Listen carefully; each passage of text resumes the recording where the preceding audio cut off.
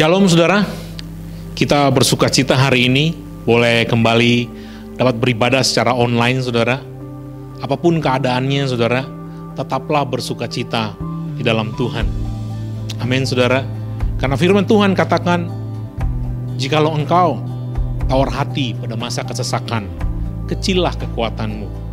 Dari Amsal 24 ayat yang ke-10 saudara. Saya ulangi, jika engkau tawar hati pada masa kesesakan, kecillah kekuatanmu. Kita semua saudara masih ada di dalam kesesakan saudara. Karena kita masih menunggu untuk wabah ini boleh segera berakhir. Dan saudara, kita sudah banyak kehilangan. Kita kehilangan kebebasan untuk beraktivitas di luar rumah. Kita kehilangan kesempatan untuk boleh bekerja di kantor seperti biasa saudara. Anak-anak kita kehilangan kesempatan untuk belajar di ruang kelas saudara. Dan kita juga semua kehilangan kesempatan untuk beribadah bersama-sama di dalam satu ruang di rumah kemurahan Tuhan saudara. Tapi jangan sampai kita kehilangan sukacita. Karena kalau kita kehilangan sukacita, yang sama artinya dengan kita menjadi tawar hati, maka kekuatan kita menjadi kecil. Kecillah kekuatan kita. Mari kita berdoa saudara sebelum kita mulai ibadah kita. Bapa di sorga, terima kasih, kami mengucap syukur buat sebentar kami akan mulai ibadah kami Tuhan. Kami mau terus bersuka cita di dalam Tuhan, di dalam segala kondisi, dalam segala situasi. Karena kami percaya Tuhan, sumber sukacita kami bukanlah situasi di sekeliling kami, bukanlah kondisi di sekeliling kami, tapi sumber sukacita kami adalah Engkau sendiri, Roh-Mu yang ada di dalam kami Tuhan, yang memampukan kami untuk selalu bersuka cita. Saat ini Tuhan, meskipun ibadah kami secara online, tapi tetap kami mau bersuka cita di dalam Tuhan. Tuhan, kalau sebentar kami akan menyembah Tuhan, biarlah kami menyembah Tuhan tetap dengan segenap hati kami. Kalau sebentar Tuhan, kami akan memuji Engkau Tuhan, biarlah tetap dengan roh kami yang menyala-nyala, kami memuji, menyembah Engkau Tuhan. Dan kalau sebentar juga nanti kami akan menyantap makanan rohani, yaitu firman Tuhan yang hidup. Berikan kami tetap hati yang haus dan lapar, agar roh kami tetap kuat dalam melewati setiap kesukaran.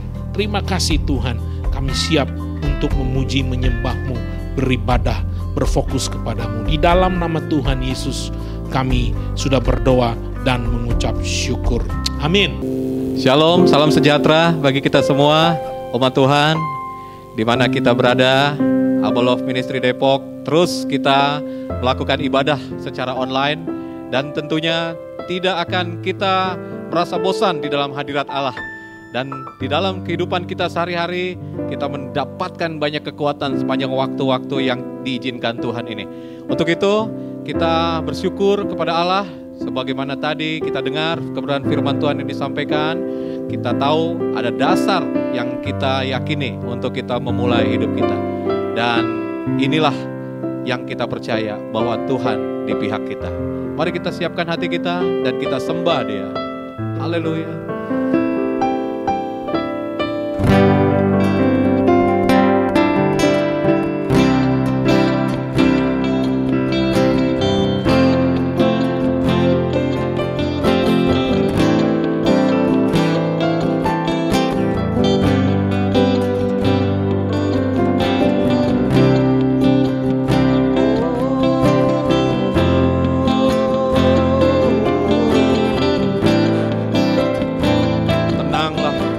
Yesus penolong kita.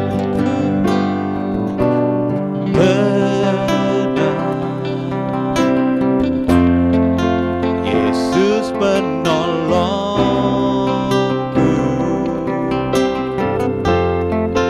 tangannya tersedia,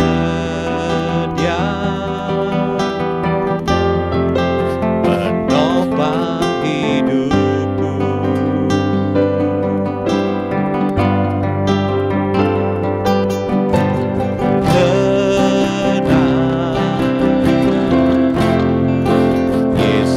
Kekuatan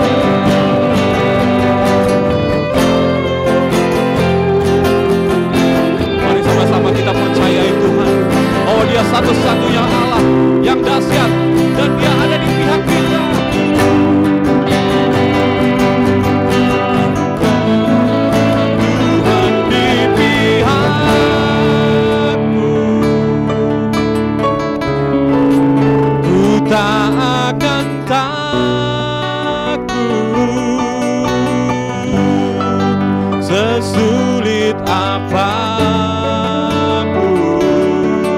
hatiku tetap percaya.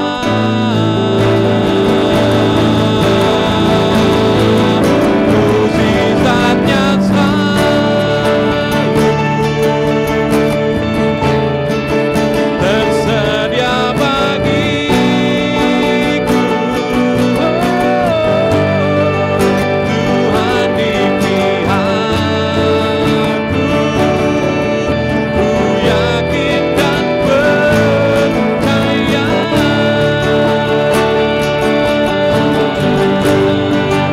Tuhan di pihakku, ku yakin dan percaya.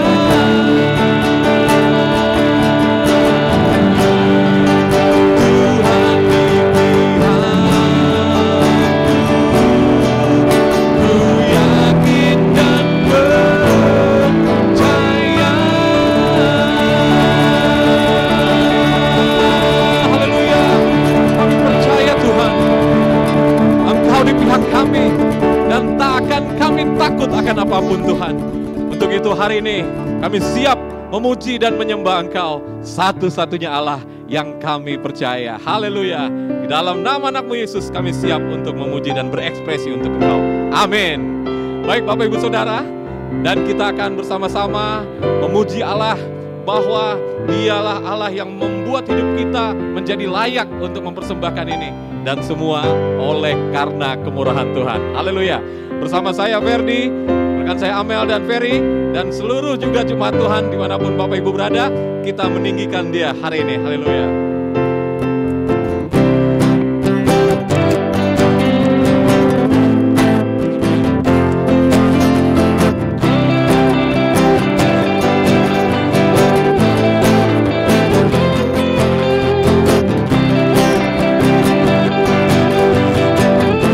Sekali lagi bertepuk tangan buat Allah kita.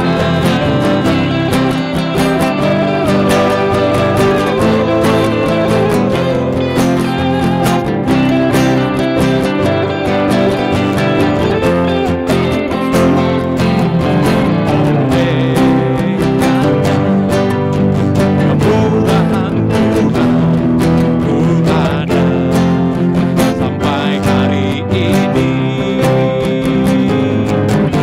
Oleh karena kebaikan Tuhan, janji-Mu terjadi bagiku.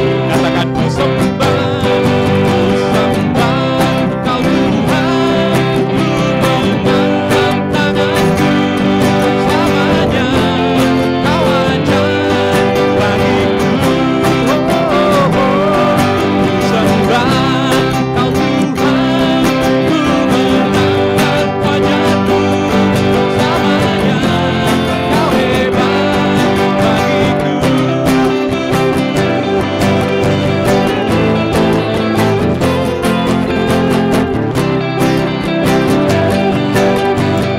Sekali lagi umat Tuhan katakan oleh karena kemurahan Tuhan ku ada sampai hari ini. Oleh karena kebaikan Tuhan, janji-Mu terjadi bagiku. Ku sembah, haleluya.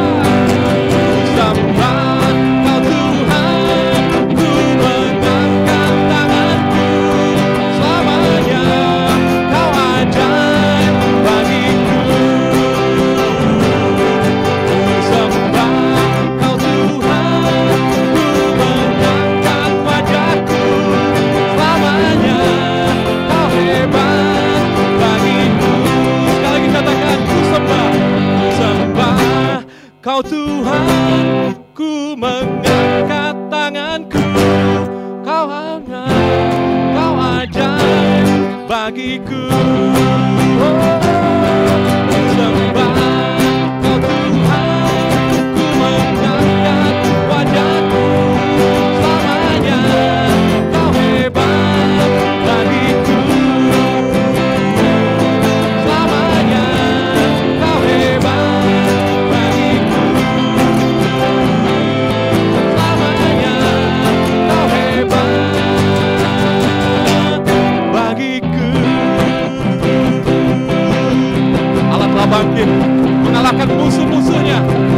Dia Allah pemenang bagi hidup kita.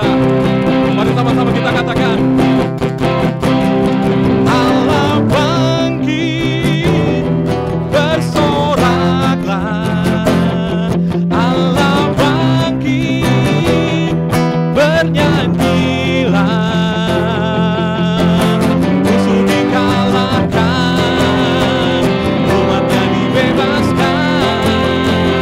Allah dahsyat di tempat kudusnya. Sekali lagi katakan, Allah bangkit, bersoraklah. Hey, Allah bangkit, bernyanyilah. Musuh dikalahkan, umatnya dibebaskan. Allah dahsyat di tempat kudusnya. Allah dahsyat di tempat kudusnya. Allah dahsyat di tempat kudusnya.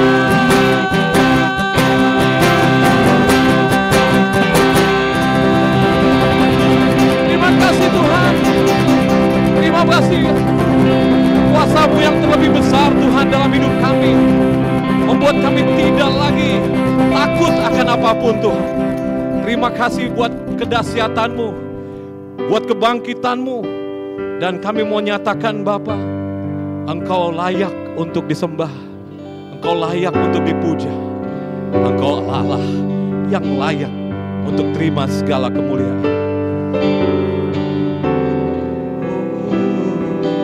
Kami mau nyatakan ini, bahwa kuasa-Mu yang terlebih besar dari apapun.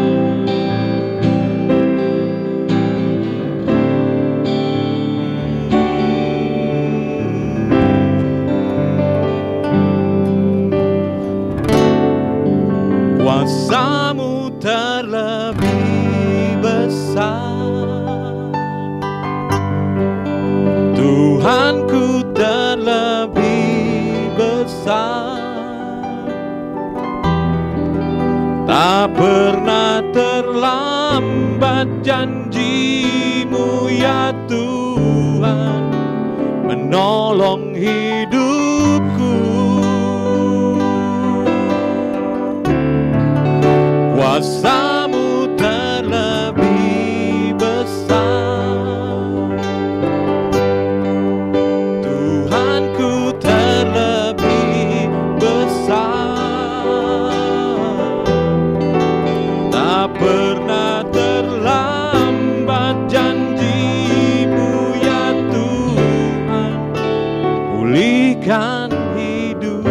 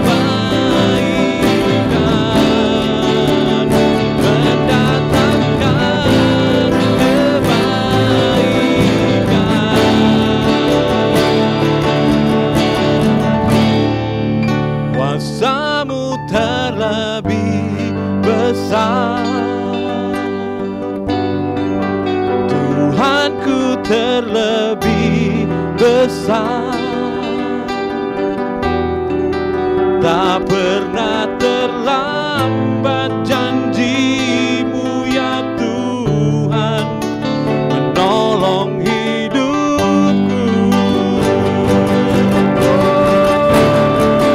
Kuasa-Mu terlebih besar,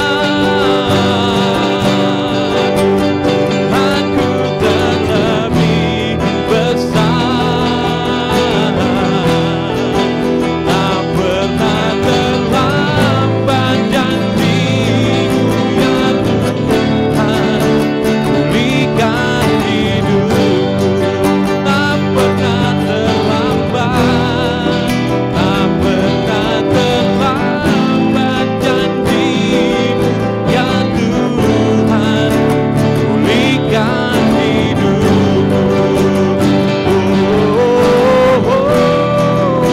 Tak pernah terlambat janji-Mu ya Tuhan pulihkan hidupku.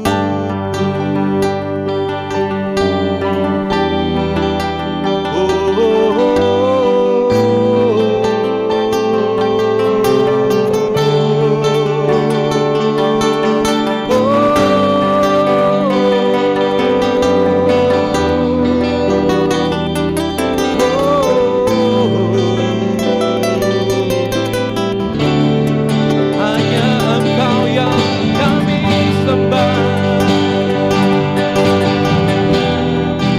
hanya Engkau yang layak terima pujian ya Tuhan. Kaulah Tuhan,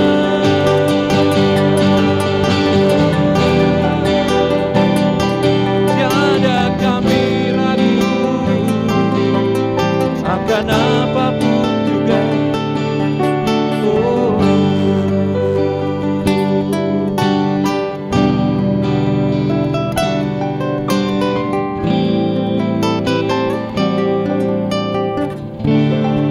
Terima kasih Tuhan buat kebaikan, buat segala kemurahan-Mu Tuhan. Biar setiap jemaat-Mu Tuhan dimanapun berada menyadari dengan setiap penyertaan-Mu bahwa Engkau sekali-sekali pun tidak pernah meninggalkan kami. Terima kasih Tuhan, dan kami siap untuk mendengar sabda-Mu, dan biar firman itu Tuhan adalah kebenaran yang memerdekakan dan dasar dari apa yang kami harapkan. Karena iman itu timbul dari pendengaran akan firman Kristus. Terima kasih Bapa, kami serahkan seluruh hidup kami dan kami siap melakukannya. Di dalam nama anak-Mu Tuhan Yesus Kristus kami berdoa dan bersyukur.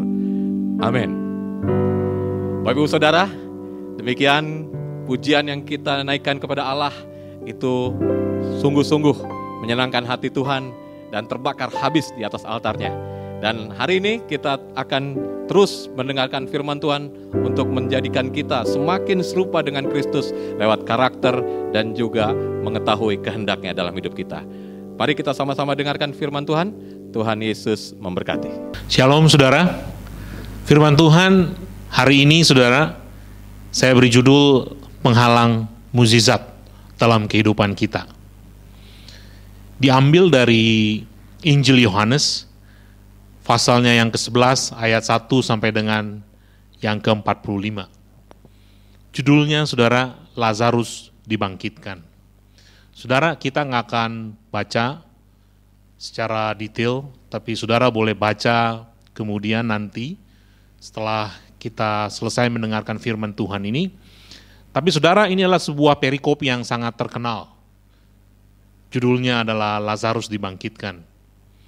Saudara, kalau saudara baca kitab Injil, sang penulis yaitu Yohanes, Injil Yohanes, saudara akan mendapatkan ada 7 mukjizat yang secara sengaja Rasul Yohanes pilih dari sekian banyak mukjizat yang Tuhan Yesus lakukan dan disaksikan oleh Rasul Yohanes sebagai salah satu daripada 12 murid. Dia pilih 7 saudara dengan sangat hati-hati untuk membuktikan bahwa Yesus adalah anak Allah, bahwa Yesus adalah Allah yang menjadi manusia. Saya percaya saudara firman Tuhan ini akan boleh menjadi berkat buat saudara, buat kita semua, Karena Tuhan Yesus tidak berubah dari dulu, sekarang, dan selamanya. Kalau dia dulu melakukan mukjizat, maka hari ini pun dia masih melakukan mukjizat. Amin, saudara. Dalam situasi sekarang, saudara, itu sangat relevan, di mana kita masih terus, saudara, harus bertekun, bersabar untuk menghadapi, saudara, wabah corona ini, saudara. Dan kita terus berdoa supaya ini boleh segera berakhir. Dan tentu kita semua butuh mukjizat. Amin, saudara. Nah, apa itu mukjizat, saudara? Saudara, Tuhan menciptakan alam semesta ini, termasuk bumi di mana kita tinggal, saudara. Dia menaruhkan, ada banyak hukum-hukum alam, saudara. Dia taruhkan hukum-hukum alam yang sangat mempengaruhi bagaimana kita hidup. Cara kita hidup sangat dipengaruhi oleh setiap hukum-hukum alam itu. Disebut juga sebagai natural law. Saudara, beberapa sifat daripada hukum alam yang Tuhan taruhkan di alam semesta ini, saudara. Yang pertama, saya bisa jelaskan, dia sangat konsisten. Konsisten artinya dia tidak berubah di semua tempat, saudara. Yang kedua, dia juga bisa diprediksi atau predictable, saudara. Bisa sangat diprediksi. Contoh, saudara, kalau kita ambil salah satu hukum alam seperti hukum gaya gravitasi, saudara. Kita tahu bahwa dia sangat konsisten. Kalau sebuah benda kita lemparkan ke atas, dia pasti jatuh ke bawah ke arah bumi, saudara. Kalau saya lemparkan di tempat ini, akan berlaku hal yang sama. Saudara lakukan di rumah saudara, itu pun akan menghasilkan hasil yang sama, saudara. Konsisten. Dan hukum gravitasi juga sangat bisa diprediksi, saudara. Karena setiap benda yang dilempar, saudara, ke atas, dia pasti jatuh ke bawah. Nggak mungkin jatuh zigzag, saudara-saudara sekalian. Nah, itu tanda bahwa hukum-hukum alam itu serba teratur, saudara. Makanya karena semuanya serba teratur dan konsisten, maka kita bisa mengembangkan ilmu pengetahuan. Kalau kita punya teknologi hari ini umat manusia itu karena kita kembangkan di atas hukum-hukum alam yang konsisten dan sangat bisa terprediksi, saudara. Tapi itu sesuatu yang alamiah.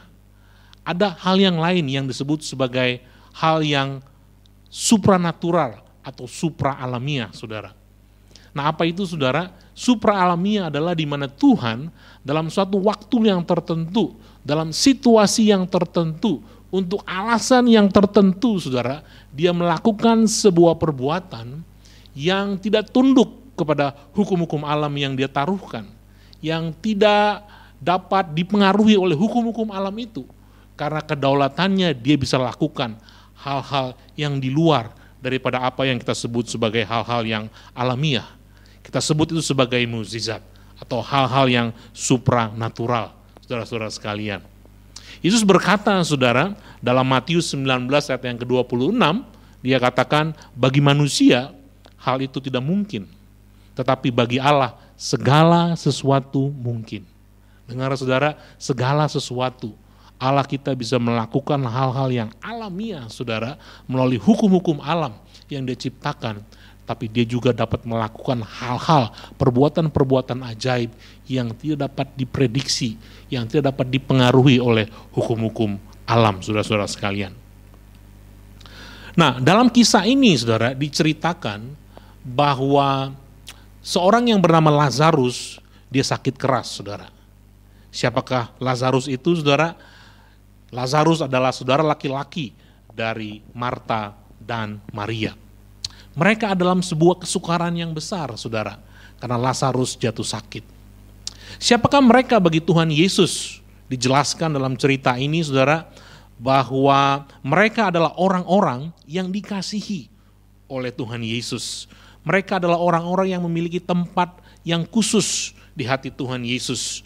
Di ayat yang kelima, saya bacakan buat saudara, Yesus memang mengasihi Marta dan kakaknya, yaitu Maria dan Lazarus. Jadi mereka bertiga adalah sebuah keluarga kecil, saudara, yang sangat dikasihi oleh Tuhan Yesus.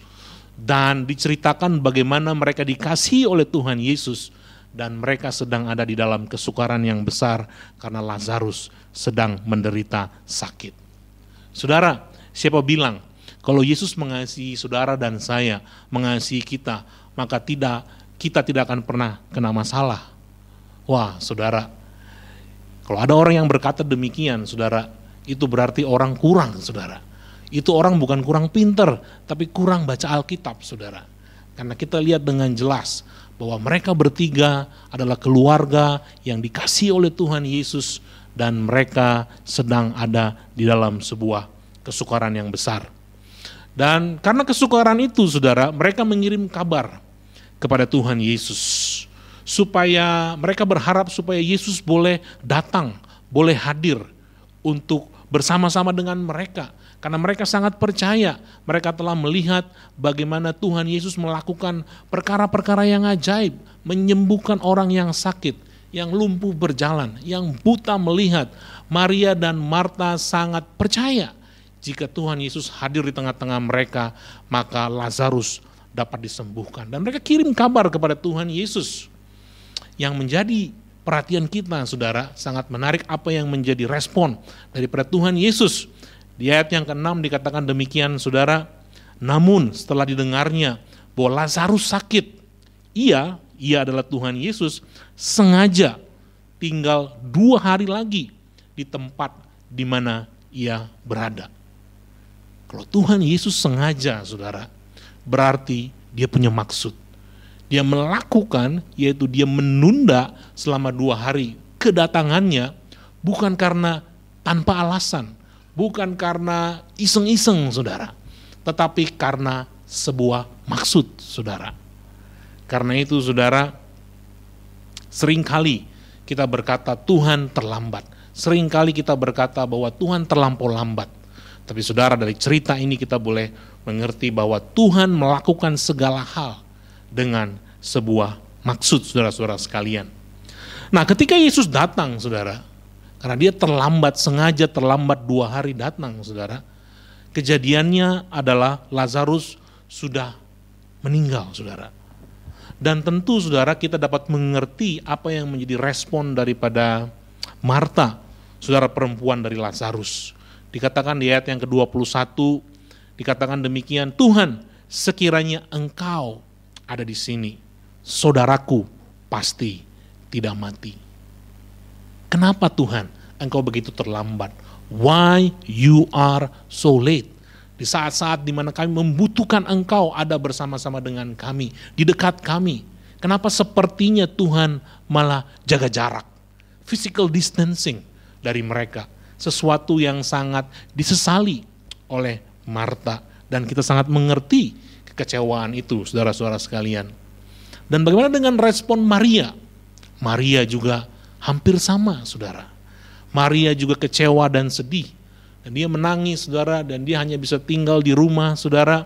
Dan ketika Yesus datang, dan dia datang menghampiri Yesus, dan dia tersungkur di kaki Yesus, dan kemudian dia berkata kepada Tuhan Yesus, Tuhan, sekiranya Engkau ada di sini, saudaraku pasti tidak akan mati.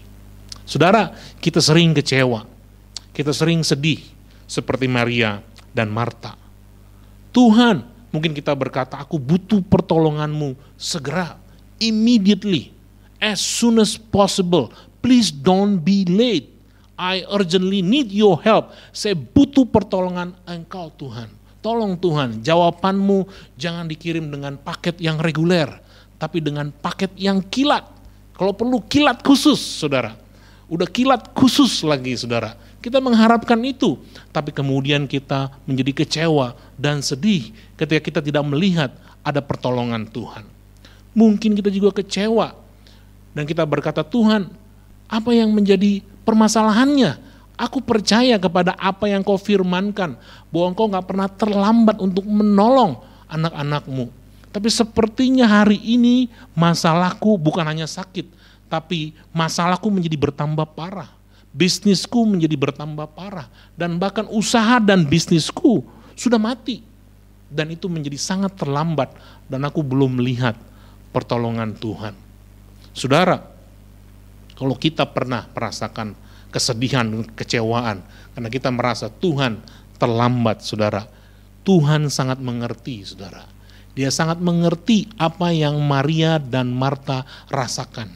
ketika mereka kehilangan Lazarus, saudara mereka. Kenapa saudara? Karena kita lihat dalam ceritanya dikatakan di ayat yang ke-35, maka menangislah Yesus. Kenapa Yesus menangis saudara? Karena dia dapat turut merasakan apa yang Maria dan Marta rasakan. Tuhan Yesus adalah Allah yang menjadi manusia. Dia sangat mengerti apa yang saudara dan saya rasakan dalam masa-masa kesukaran saudara.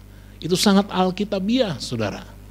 Dikatakan di Ibrani 4 ayat yang ke-15, sebab imam besar yang kita punya, yaitu Tuhan Yesus imam besar kita, bukanlah imam besar yang tidak dapat turut merasakan kelemahan-kelemahan kita. Sebaliknya sama seperti kita, ia telah dicobai, hanya tidak berbuat dosa. Dia dapat turut merasakan apa yang kita rasakan. He can feel how we feel, saudara. Tapi ingat saudara, meskipun dia boleh mengerti, dapat mengerti apa yang kita rasakan, tetapi perasaannya saudara tidak akan pernah menghalangi komitmennya. Komitmen Tuhan Yesus apa saudara? Yang paling tinggi saudara, komitmen dia adalah untuk memastikan bahwa segala sesuatu harus terjadi sesuai dengan kehendak Bapa di sorga. Bukan kehendaknya pribadi, bukan kehendak siapapun, tapi kehendaknya, kehendak Bapa di sorga yang jadi saudara-saudara sekalian.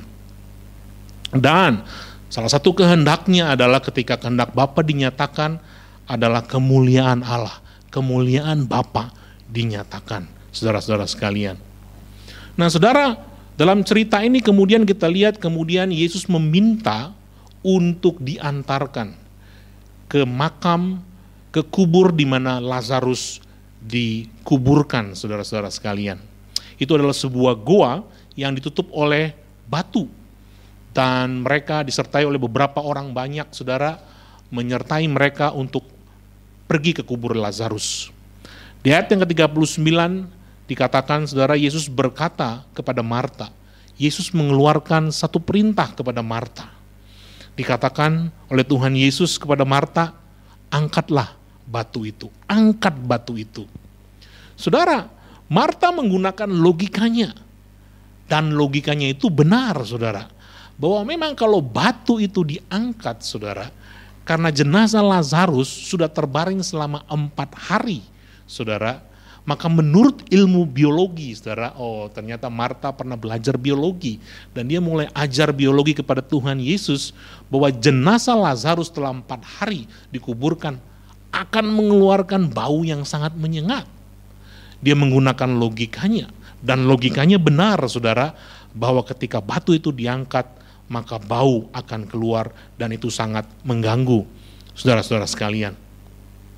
Dalam hidup saudara dan saya, tentu kita perlu logika yang benar saudara. Kita perlu logika yang sehat. Kita perlu mengasah logika kita. Makanya kita belajar. Makanya kita pergi ke sekolah. Makanya kita baca buku saudara. Dengan pengalaman kita coba untuk mengasah logika kita. Tapi kadang saudara yang menjadi masalah kita, karena kita terlampau mengasah logika kita, maka kita orang-orang modern menjadi sangat terlampau pinter saudara.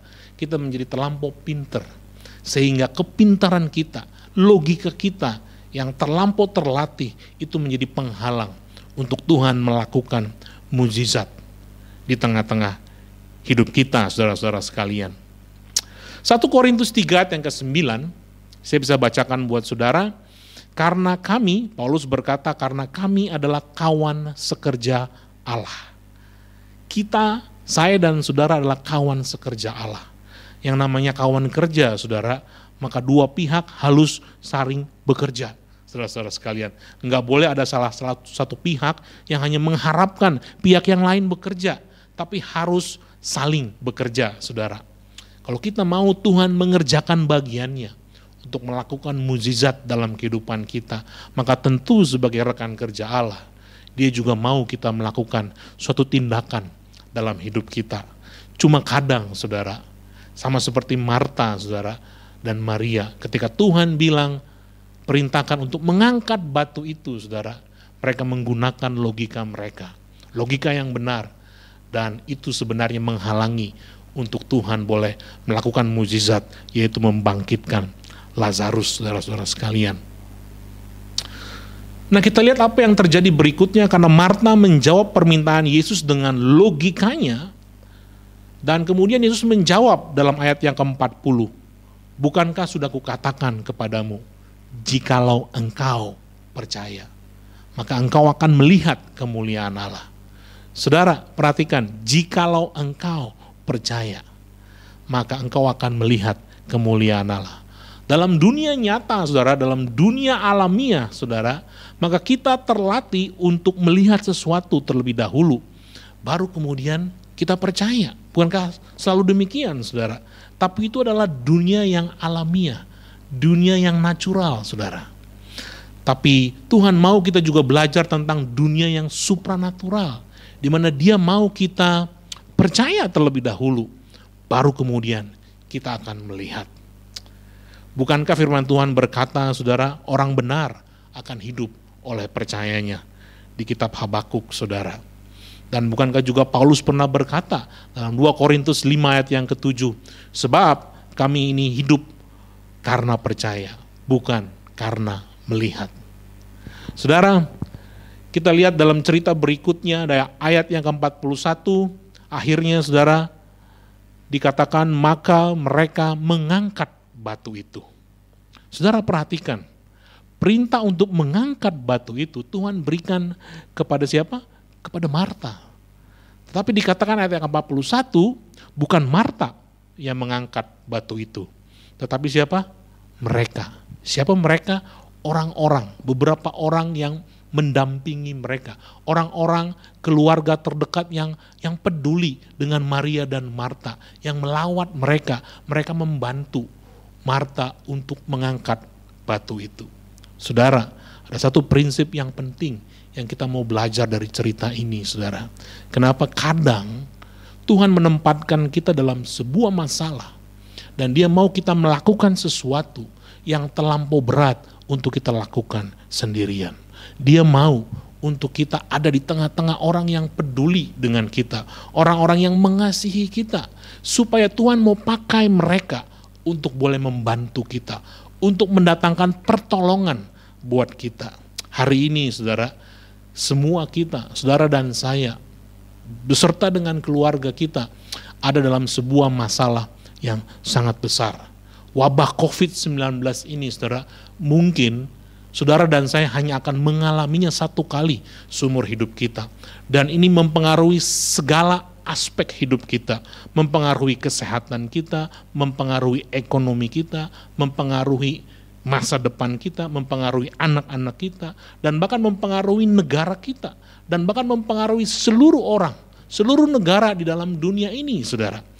Masalah yang sangat besar. Karena itu, saudara, jangan pernah menanggungnya sendirian. Kita perlu hidup di tengah-tengah komunitas orang percaya. Kita bersyukur gereja kita terus untuk boleh melatih diri hidup di tengah-tengah komunitas orang percaya. Saya mau dukung, saya mau berkata bahwa setiap komsel di tengah-tengah kita sudah menjadi keluarga-keluarga Allah yang Tuhan pakai untuk boleh menguatkan sesama kita orang percaya. Saya bersyukur. Nah, kalau saudara belum bergabung menjadi salah satu daripada anggota komunitas sel, saya mau dorong saudara untuk menjadi salah satu bagian daripada anggota sel dari komsel-komsel yang ada. Gak ada masalah hari ini, saudara, kalau kita berkomsel, berjumpa secara online dengan media online, itu juga gak menjadi penghalang, karena yang penting adalah kita semua saling terhubung, saudara, karena kita butuh sokongan, dukungan, doa, hikmat, saudara, daripada orang-orang percaya yang lain yang dapat menguatkan kita, yang dapat menopang kita, saudara, karena kita didesain bukan hidup sebagai orang-orang yang sendirian, saudara, tapi kita didesain untuk hidup di tengah-tengah keluarga. Kita butuh keluarga. Ini waktunya untuk kita hidup di tengah-tengah keluarga orang-orang percaya, saudara-saudara sekalian. Nah, kita lihat apa yang terjadi dengan cerita ini berikutnya, saudara.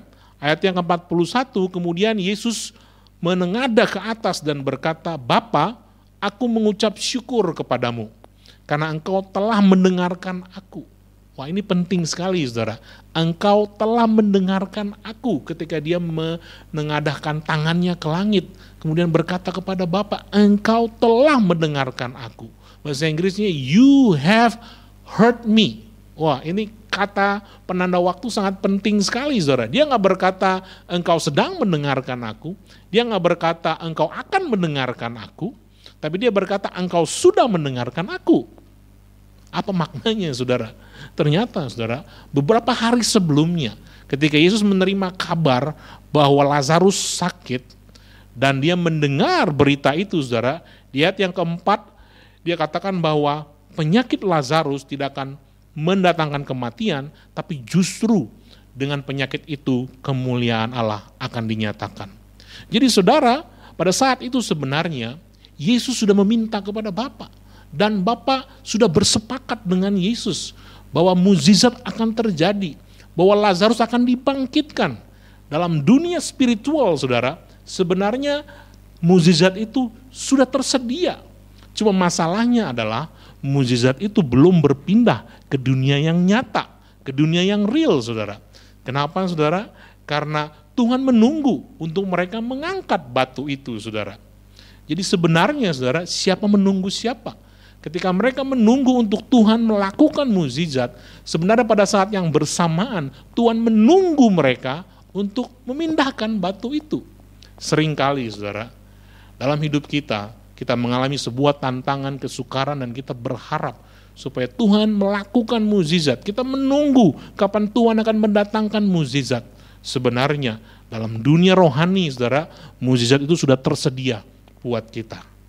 Cuma masalahnya, karena logika kita, karena akal pikiran kita, seringkali kita menghalangi untuk mukjizat itu terjadi. Seringkali kita nggak melakukan apa yang seharusnya kita lakukan. Kita nggak melakukan tindakan yang sebenarnya Tuhan mau untuk kita lakukan. Dan mukjizat itu belum terjadi, saudara-saudara sekalian. Saudara, kalau saya pelajari Alkitab, saudara, saya bisa simpulkan beberapa syarat untuk mukjizat itu terjadi. Kalau saudara baca Alkitab, apakah perjanjian lama, perjanjian baru, saudara, kita akan menemukan ada banyak sekali mukjizat, perkara-perkara yang di luar dari nalar, di luar akal pikiran kita. Dan itu semua terjadi, baik di perjanjian baru, baik itu juga di perjanjian lama, saudara. Dan saya bisa simpulkan beberapa syarat untuk mukjizat itu terjadi. Dan ini penting buat saudara dan saya. Yang pertama, saudara, yang pertama adalah dalam setiap mukjizat harus ada masalah. Benar, saudara? Hari ini pertanyaannya, siapa di antara saudara yang punya masalah? Boleh angkat tangan, saudara. Ya. Saya melihat, ya, banyak di antara saudara yang angkat tangan, termasuk saya. Kenapa? Karena dalam masa-masa yang sukar seperti ini, kita semua punya masalah. Kalau begitu, berita sukacitanya adalah karena kita semua punya masalah, maka kita semua memenuhi persyaratan untuk mukjizat yang Tuhan mau lakukan, itu boleh terjadi buat hidup kita. Itu syarat yang pertama, saudara. Syarat yang kedua apa, saudara? Syarat yang kedua adalah, saudara harus peka mendengar apa yang Tuhan mau saudara lakukan. Saudara, kita perlu mengerti, kita perlu buka hati kita. Tuhan, apa yang harus aku lakukan? Karena Tuhan mau kita juga bertindak. Amin, saudara. Nah, kita perlu mengerti bagaimana cara mengetahui apa yang Tuhan mau lakukan buat hidup kita, saudara. Kadang, saudara, kita orang-orang karismatik terlampau ngeroh, saudara. Ya, kita mulai tutup mata, kita mulai sendirian, dan kita mulai berdoa, ya kan, sampai kedengaran suara. Ya kan, suara yang akan menyuruh kita untuk melakukan sesuatu.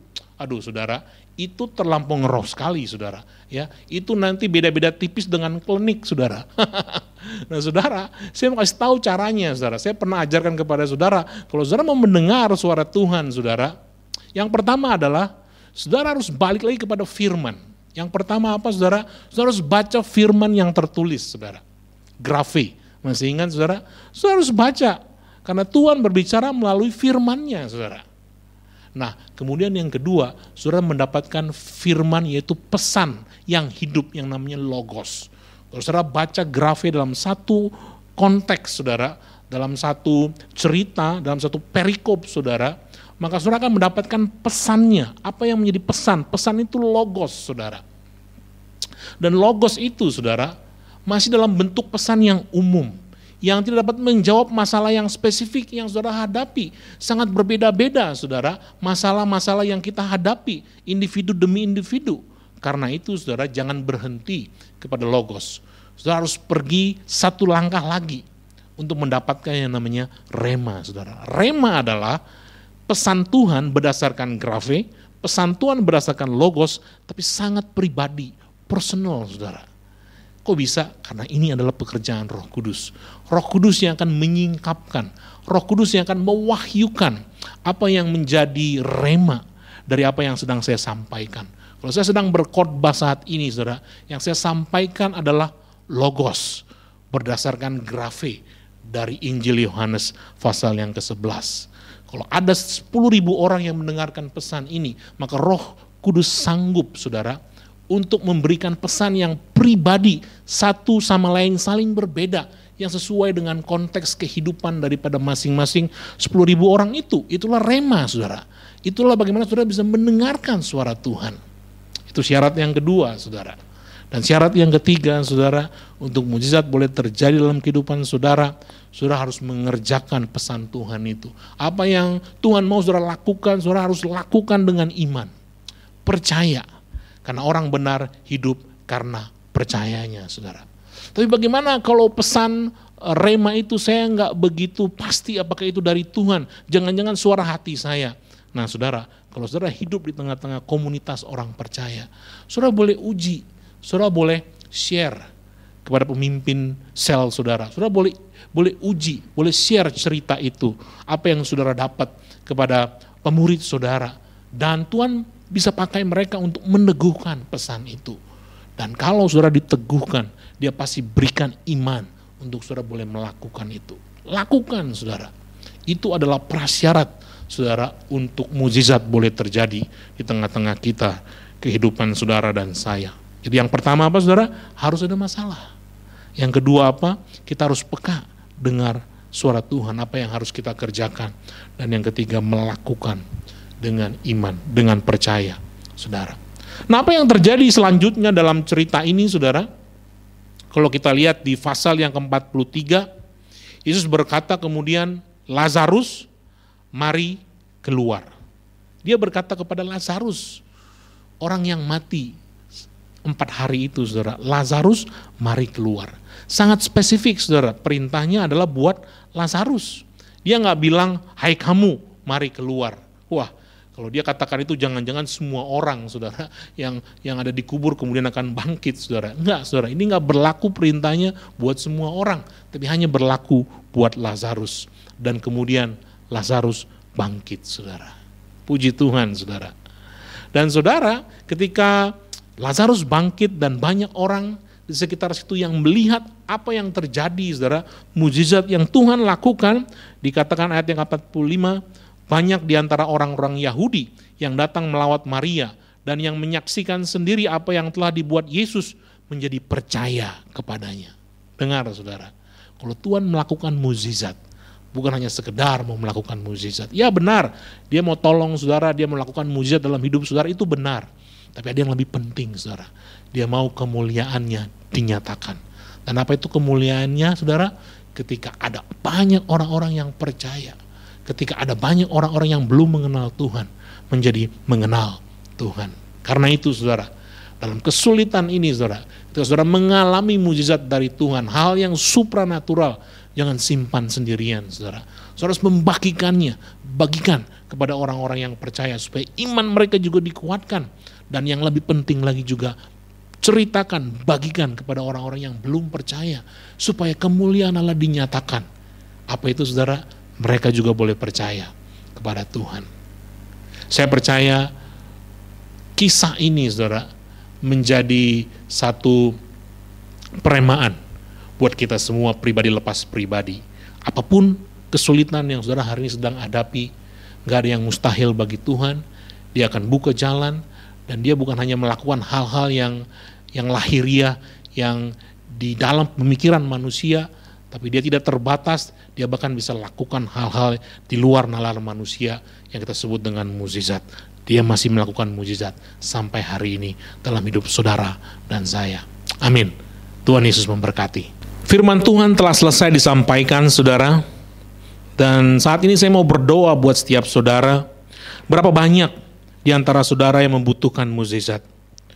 Mungkin ada di antara saudara butuh mukjizat dalam pekerjaan saudara. Mungkin dalam usaha, dalam bisnis saudara. Atau mungkin dalam kesehatan saudara.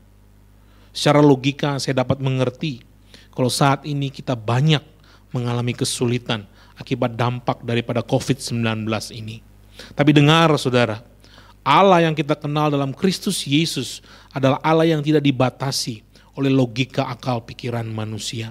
Dia tidak terbatas dan tetap dapat melakukan mukjizat sampai hari ini. Dan saudara, dia mau melakukannya dalam hidup saudara dan saya. Kalau saudara rindu, orang yang rindu untuk mukjizat terjadi dalam hidup saudara, bolehkah saudara taruh tangan saudara di dada sebagai pernyataan iman saudara? Terima kasih saudara, saya melihat tangan-tangan saudara. Dan saya mau berdoa buat setiap saudara. Bapa di sorga, Engkau melihat mereka semua yang menaruh tangan di dada. Tuhan, aku mau berdoa buat setiap mereka, berikan mereka kepekaan untuk dapat mendengar apa yang harus mereka lakukan hari-hari ini. Biar mereka merenungkan firman, mereka membaca firman yang tertulis, mereka mendapatkan pesan yaitu logos. Dan setiap mereka ketika mereka mendapatkan logos itu, mereka juga mendapatkan rema, pesan Tuhan yang spesifik, yang sangat pribadi, yang harus mereka lakukan supaya mukjizat-Mu terjadi di tengah-tengah hidup mereka. Tuhan, aku berdoa untuk mengajar mereka terus setia hidup di dalam komunitas orang-orang percaya. Mereka enggak undur. Kalau mereka belum hidup di tengah-tengah orang percaya, berikan mereka hati yang haus untuk terlibat, untuk bergabung kepada komunitas orang percaya. Agar mereka tidak sendirian lelah menanggung beban mereka. Agar mereka mengalami kasih Tuhan melalui kasih daripada orang-orang percaya yang lain. Yang hidup di tengah-tengah mereka. Yang boleh berdoa, yang boleh meringankan beban mereka. Kami percaya Tuhan bahwa gereja ini akan terus Tuhan pakai menjadi gereja di mana ada sekumpulan komunitas orang-orang percaya yang terus bergerak, yang terus melayani, yang terus berdoa satu sama lain. Kami percaya itu boleh digenapi terus di tengah-tengah jemaat Tuhan. Dan kami berdoa untuk setiap mereka, berikan mereka iman, imannya Allah, supaya mereka boleh menjadi percaya dan bertindak. Mereka menjadi percaya dan melakukan apa yang Tuhan kehendaki dalam hidup mereka. Supaya mereka hidup karena percayanya, bukan hanya karena melihat. Tuhan, kami percaya bahwa segala sesuatu yang terjadi, hal-hal yang supranatural, Engkau masih mengerjakan hal tersebut dalam hidup mereka. Dan kami percaya pada akhirnya ketika itu terjadi, kami juga rindu bersaksi kepada orang-orang percaya supaya iman mereka diteguhkan, dan juga kami bersaksi kepada orang-orang yang belum percaya supaya nama Tuhan dipermuliakan. Terima kasih Tuhan, kami mengucap syukur buat firman-Mu, buat ibadah kami di pagi hari ini Tuhan, dan kami akan mengakhiri dan kami akan menerima berkat dari Tuhan. Mari saudara sekalian, terimalah berkat dari Tuhan, terimalah berkat anugerah yang melimpah dari Allah Bapa kita, terimalah kasih dari Yesus Kristus Tuhan kita, dan terimalah penyertaan daripada Roh Kudus. Itu semua yang menyertai setiap kita sampai selama-lamanya. Di dalam nama Tuhan Yesus, setiap kita yang diberkati oleh Tuhan, mari kita katakan amin. Puji Tuhan. Shalom, selamat hari Minggu Bapak Ibu Saudara yang terkasih dalam Tuhan. Hari ini kami akan sampaikan beberapa pengumuman seputar kegiatan di Gereja Balef Depok. Yang pertama yaitu berita sukacita. Puji Tuhan, telah lahir ke dunia Jenaya Faith Aletea, putri pertama dari Bapak Samindo atau Bapak Edo dan Ibu Yosi, ibadah raya umum 1 pada hari Selasa 12 Mei 2020. Berikutnya, Bapak Ibu Saudara, pada hari Jumat 15 Mei 2020, kami telah membagikan paket sembako tahap 3 kepada setiap jemaat yang membutuhkan. Dan total keseluruhan paket sembako yang sudah disalurkan adalah sebanyak kurang lebih 242 paket. Kami ucapkan terima kasih kepada Bapak Ibu yang sudah terlibat dalam memberi, baik dalam bentuk dana maupun dalam bentuk bahan sembako. Bagi Bapak Ibu Saudara yang rindu untuk terus memberikan bantuan kepada jemaat yang membutuhkan, maka bantuan dapat diberikan dengan cara sebagai berikut. Apabila bantuan diberikan dalam bentuk bahan-bahan pokok, maka Bapak Ibu Saudara dapat memberikan dengan cara menghubungi sekretariat, yaitu dengan Bapak Monang di nomor 0821 13 0821 97. Apabila bantuan dalam bentuk dana, maka Bapak Ibu Saudara dapat mentransfer ke rekening BNI dengan nomor 390 309 3091 atas nama Gereja Yesus Kristus Tuhan, ataupun rekening BCA dengan nomor 391 301 9004 atas nama Gereja Yesus Kristus Tuhan. Bagi Bapak Ibu Saudara yang juga rindu untuk terus memberikan persembahan, baik persembahan persepuluhan maupun persembahan khusus, maka persembahan dapat diberi dengan cara mentransfer ke rekening BCA dengan nomor 391 301 9004 atas nama Gereja Yesus Kristus Tuhan. Demikianlah beberapa info seputar kegiatan di Gereja Abalov Depok. Tuhan Yesus memberkati.